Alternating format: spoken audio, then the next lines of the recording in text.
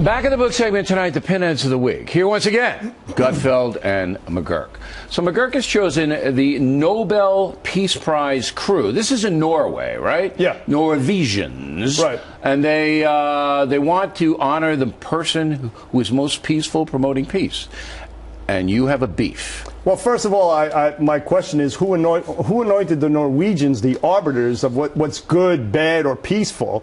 I mean, what have the Norwegians given us since the Vikings, except good-looking people? You know, they've given us the word quisling, which is exactly what this guy is. And how can the perpetrator, the perpetuator of these NSA policies, Barack Obama, hold the Nobel Peace Prize at the same time this guy has, when it seems to me there's a conflict. You neglected to tell the audience, McGuirk, in your fervor to get your point of view out, that Snowden it might be nominated here for a Nobel Peace Prize. It's not a lock yet, though, right? Exactly right. They just put it forth that Snowden, the guy who sprang all the U.S. intel on the world, hacked in and did it, wanted, a fugitive, now hiding in Russia, Gutfeld, may be a Peace Prize nominee. And do you think that's a pinheaded move? Well, I think so. The Nobel Prize is used to bring the United States down a peg. It's a political thing. It is always going to be that way. It carries the weight of a children's party balloon.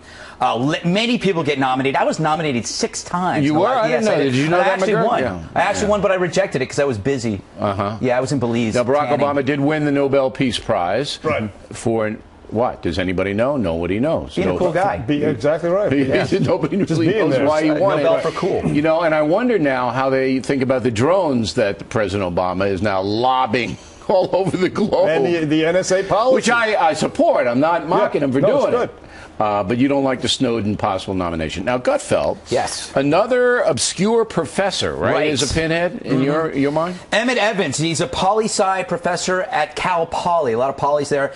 Teaches a class called World of Food Systems. He uses his own book. And inside the book, claims that bin Laden is actually a freedom fighter fighting against, of course, the evil imperialist, which is the United States. It's the old cliche that you find in every campus. The United States is the Goliath in every relationship. If the United States were a tooth, the professor would root for the cavity.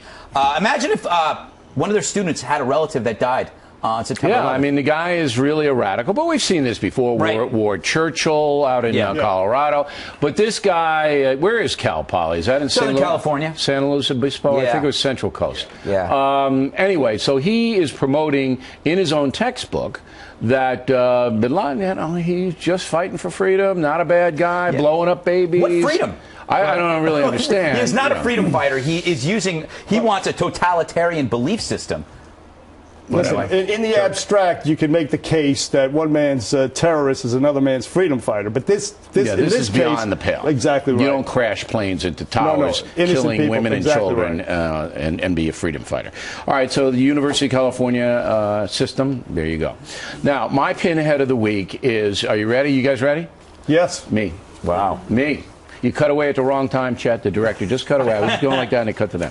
My pinhead of the week is me. All right? And here's why. I am now going to predict the winner of the Super Bowl. And by doing so, I alienate half my audience who's rooting for the other team. So I'm a pinhead. I just should keep quiet. But I'm just compelled to tell you what's going to happen. Now, Denver's going to win the game.